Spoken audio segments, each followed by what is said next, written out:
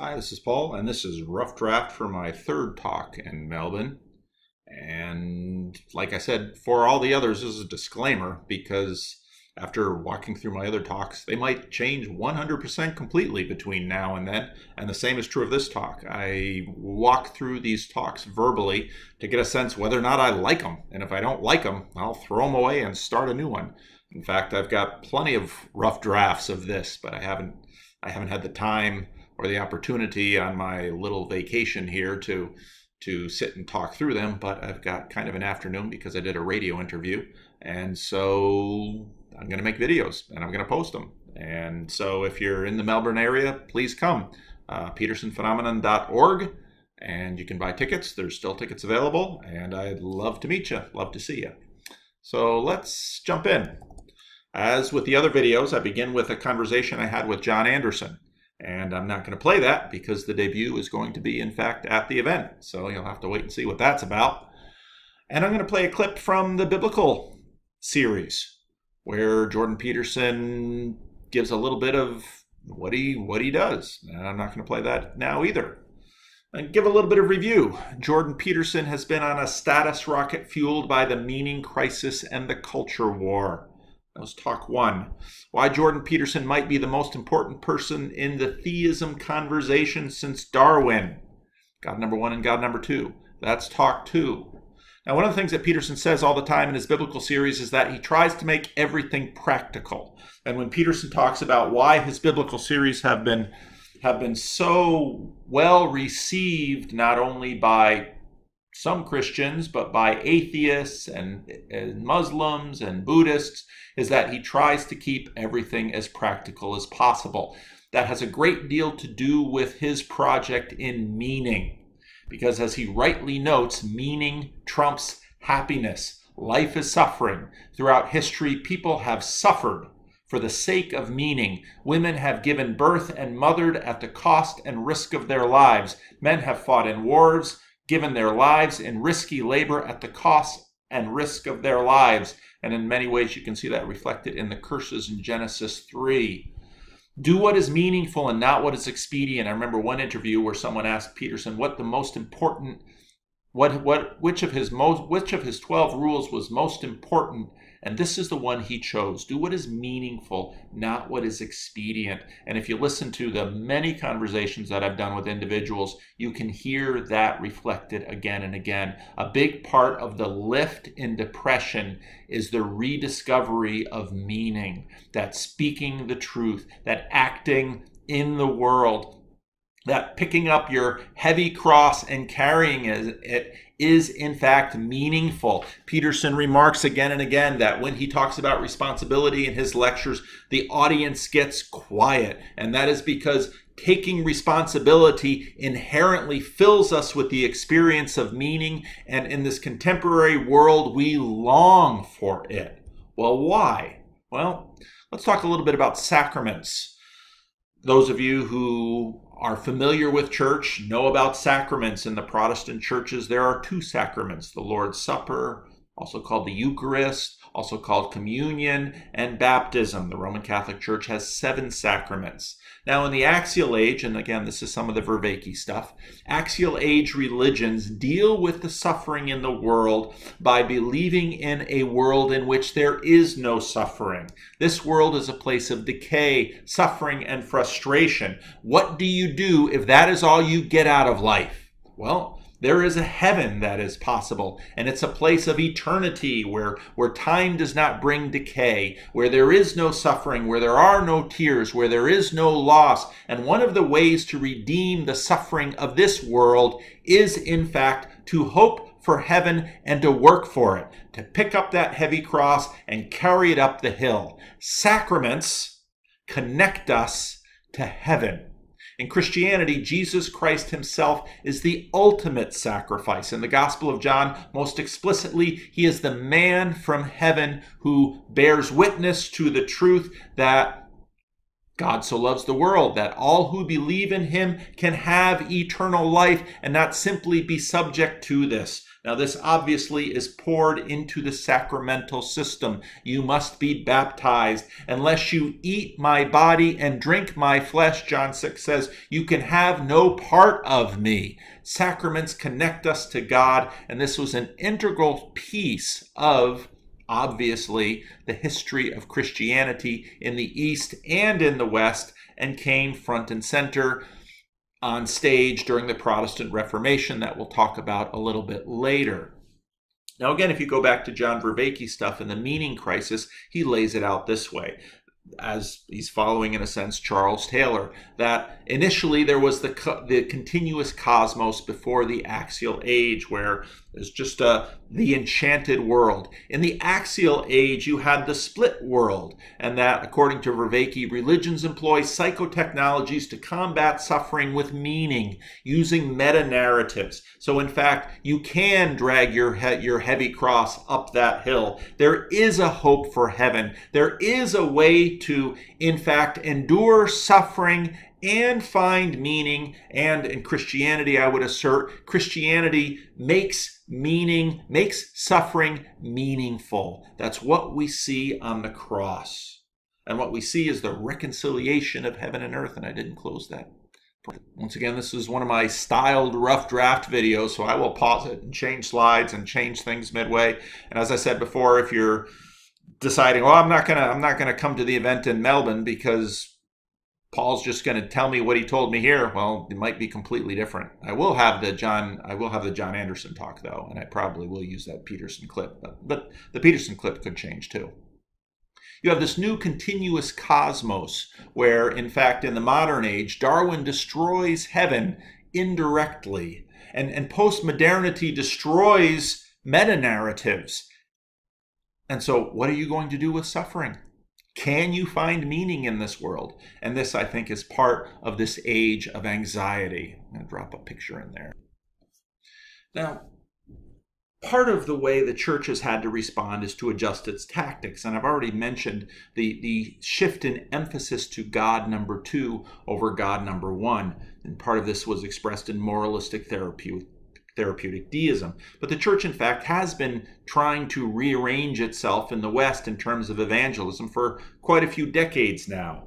In the 1980s and 90s, you had the seeker movement, really led by Bill Hybels. And Willow Creek said, this is a safe space to hear a dangerous message. But you notice that worship spaces looked like secular college auditoriums because it was Bill Hybels' belief that crosses and that the baby boomers, if they walked into a space filled with crosses and obviously religious artifacts, that this would disturb and scare secular baby boomers. And he had a point. The seeker movement was tremendously successful among baby boomers. The music was pop or jazz. Now, in the 2000s, the Xers, they tried to reach out to the Xers, and what you had was an emergent pushback on the seeker movement. And what this produced was two new flagship congregations, and they were both named Mars Hill. This was a way to engage a skeptical audience, taking from Paul's engagement of the Greeks on Mars Hill that you can find in the book of Acts. But it went in two very different directions. You had Rob Bell, who has continued to move out with his progressive evangelicalism, and you have Mark Driscoll with his young, restless, and reformed movement. Now neither of them, I don't know if Driscoll is pastoring anywhere now, but they both, in a sense, head out in different trajectories. And that shows, in many ways, a lot of the split that has happened in Western evangelicalism. Now, in the 2010s, what we began to see is that a new form, which was what I call neo-sacramentalism. And this may come as a surprise to some of you, but Anglicanism is the new hotness.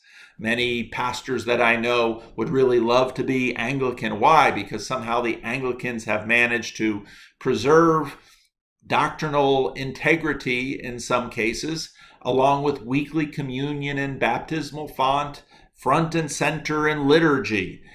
The new wave of church planting is all about re-embodied Christianity for a new world.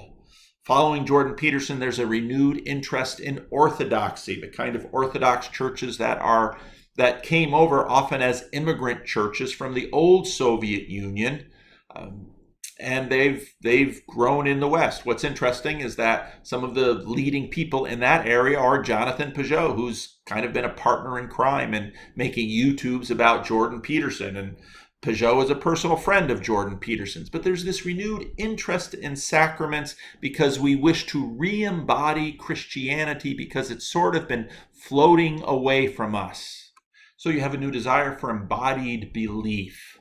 Now, fun shout out from Jordan Peterson via David Fuller. David came out to Sacramento and did an interview with me when he was on the West Coast collecting video. And one of the things that I had mentioned about Peterson is a stoicism in his teaching. And David challenged Jordan Peterson on that. And Jordan Peterson said, well, because I said, well, what's at the top of the city of the hill? You're getting all your meaning by carrying your cross up, but what's at the top? Peterson said, well, he hasn't been listening. And I thought, really? And he said, the city of God, the city on a hill.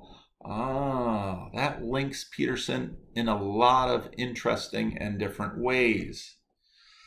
Now, I had a little Twitter spat with somebody about Jordan Peterson's gospel. Well, Jordan Peterson doesn't pretend to be a Christian. Jordan Peterson isn't trying to do church growth, but part of the reason people are coming to Jordan Peterson is because he is, in fact, re-embodying the gospel in back that up. Jordan Peterson is promoting a re-embodiment of meaning. Now, many have noted that Jordan Peterson has a rather Augustinian anthropology. Own your responsibility for the suffering in the world. Don't blame somebody else. Take your responsibility in it. I just today posted a conversation that I did with Nolan Watson. And Nolan, as you can see, is he lives in a wheelchair and a respirator does the breathing for him. And when he mentioned to me that his favorite book is The Gulag, I thought, my goodness. Here is a person who does not have use of his limbs or his body, and he is taking responsibility for the suffering in his life. And I thought to myself, if we would give anyone a pass on suffering and blaming, it would probably be someone in his condition, but he owns it. That's very Petersonian. It's very Augustinian. But now, Peterson's sacrament, his way to embody meaning, is to pick up that heavy cross, drag it uphill to the city of God. Now, of course, this follows Jesus' admonition to take up your cross and follow me. This is Peterson's sacrament. Is it a Pelagian soteriology? It kind of reminds us of that. I'm not going to go into the details of Pelagius and his fight with Augustine, but it's a very interesting combination. You, in a sense, save yourself and the world by moral action in keeping with the Bible. Now, in fairness to Peterson, this puts us front and center back into the Protestant Reformation, where all of these things come together. It's interesting how many of these issues that Peterson is dealing with are very much the same issues that the Protestant reformers were dealing with in the churches. And none of this is coincidental, because we're dealing with all of the issues that set up the Enlightenment and all of the consequences that happened afterwards. But the new thing that Peterson brings to the table is this new appreciation for the Bible as psychological authority. That's fascinating. Now, meaning is Jordan Peterson's sacrament. Read Maps of Meaning. Just look at the title. Read the book if you can. We were made for meaning, to be emotionally essential and pragmatically productive. You can watch his Maps of Meaning course on YouTube, and that's essentially the thesis of it. We are made for meaning. If you don't have meaning, you will have nothing else, and you will be a waste of a human being in the story of the world. So you have to go out and grab meaning with both hands, which means pick up responsibility. Do something hard. Don't just sleep with a woman, marry her. Don't just impregnate a woman, raise your child. And of course, for Christians, well, this seems to ring true. This is a very common morality that we're used to hearing about. But All of these loose ends of the Protestant Reformation in many ways remain in terms of the split between the Roman Catholics and the Protestants, which again puts the Anglican Church in a very interesting position. Salvation for Peterson is improvement in your individual life for the world, in your edit this slide. Salvation for Peterson is improvement in your individual life and for the world overall. Once individuals engage in their meaning, they make the world a better place. And I think this is true. And this is part of Peterson's point. And you can see the tensions with conservative Christianity and the axial age formation. A lot of this stuff runs in parallel, but Peterson is in some ways with Vervaeke and saying, well, can we really re-energize the actual axial age imagination? Are we justified in doing so? Those are the questions that tend to linger. My question is, what will be the church's response? The church is currently divided, and typically so, weak, and is currently and typically weak and divided. I did better when I wrote my slide. The main line is playing Me Too with critical theory, as I call it, progressive liberationism. Fundamentalists tend to hunker down. Evangelicals try to work the middle. Will there be a place for the Jordan Peterson followers? I should change that. Will there be a place for the Jordan Peterson followers who are God-curious, Bible-curious, and church-curious? That's my missiological question. So I'm going to give a little bit of advice. This lecture looks a little short, so I'm going to work on this one some more. But I'm going to post this anyway because I need content, and I have an internet connection, and I have a computer, so why not? Be quick to listen and slow to express judgment. I think this is one of the key missteps Christians have made so far in engaging Jordan Peterson and his followers. If you already have your theological background, can you find differences between yourself and Jordan Peterson? Absolutely. Of course you would. Well, are you going to lead with that? Or are you in fact just going to listen? Take the time to learn. Think it through. Because finally, if you're a Christian, people matter because people matter to God. Invite them into your spaces to process. I started a Jordan Peterson meetup in my church, and whereas before any of this happened, churches try how many silly things to just get people who aren't part of their church to darken the door. In this case, I've got people coming in, and what do they want to talk about? They want to talk about God. They want to talk about morality. They want to talk about what we can know. They want to talk about philosophy. I would have given my right arm for this 2 years ago, and here it is. And who can I thank for this? Jordan B. Peterson and the movement around him. I can't for the life of me figure out why churches can't see the missiological opportunity here. Well, when I listen to them, I can hear, well, they don't want this kind of people or this kind of man or this kind of message to be associated with them. And I find that instinct terrible, because while we were yet sinners, Jesus died for us. So the core of Christianity is laying down our lives for our friends, all the way up to and including our enemies. When swords were drawn in the Garden of Gethsemane and Peter struck the ear of the priest's servant, Jesus healed his enemy and basically said, if anybody's blood will be shed here, it will be mine. This is our Lord, if you're a Christian. So learn from their insights. We don't know enough. The harvest will teach the harvesters. So that's it. I think all of these are, I might throw them all out and start all over. I don't know. We'll say I never throw everything completely out. It's always a matter of editing. And again, as I'll probably go in with 10 or 15 talks in my pack, and as I get to learn the context and see what's happening, I'll mix and match and get the right ones. So again, if you're in Melbourne, come by. Love to meet you. Listen to the talks. But again, the key thing is find some people to talk to. Create a space where people can process.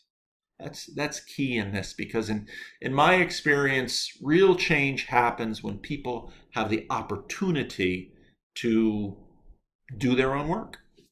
And if they invite you into the process, well, this is what, in my opinion, evangelism is all about. So thanks for watching. This one's fairly short, interesting. See, that's why I talk through them, because you don't really know until you start gabbing. So see you next time.